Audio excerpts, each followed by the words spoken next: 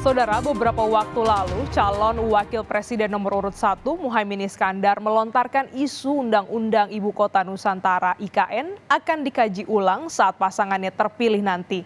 Menurut Menteri Investasi Bahlil Lahadalia, Muhaimin yang juga salah seorang pemimpin partai pendukung pemerintah tidak konsisten dalam menentukan kebijakan IKN.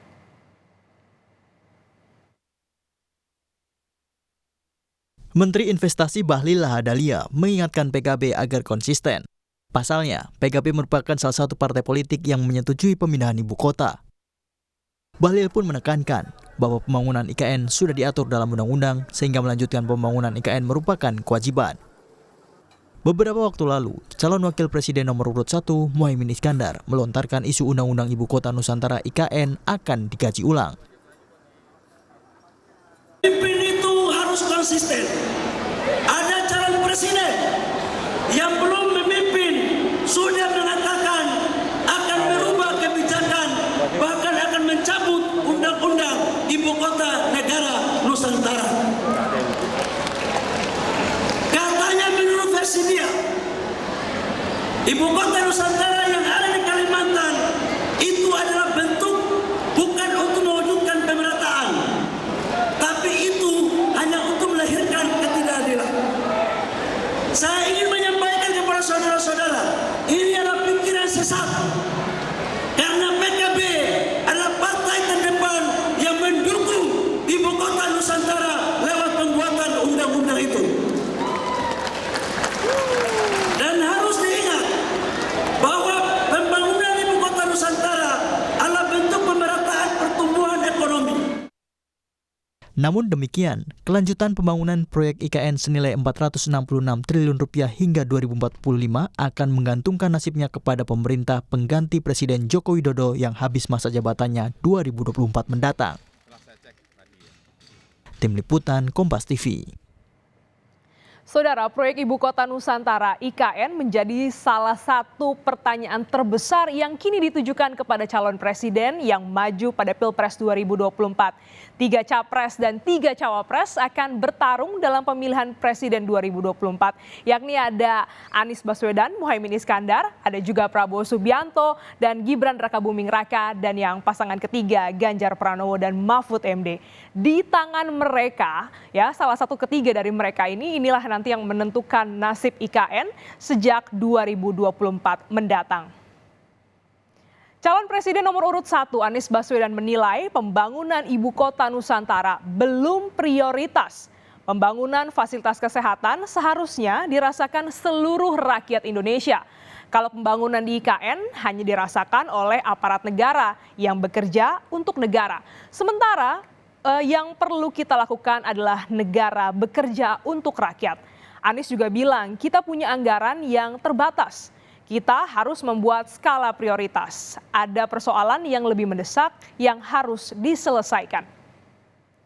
Sedangkan menurut calon presiden nomor urut 2, Prabowo Subianto, memastikan bahwa pihaknya telah merencanakan pertahanan dan keamanan ibu kota negara (IKN) Nusantara.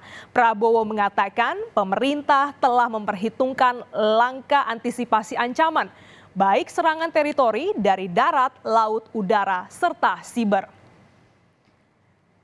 Calon presiden nomor urut 3, Ganjar Pranowo mengatakan pembangunan ibu kota Nusantara harus dilanjutkan apabila dia nantinya terpilih sebagai Presiden Republik Indonesia.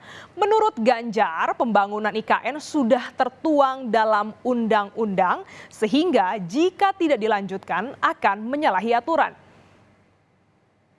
Deputi 4 Kepala Staf Kepresidenan Juri Ardiantoro mengatakan proyek pembangunan IKN ini membutuhkan anggaran sebesar Rp466 triliun.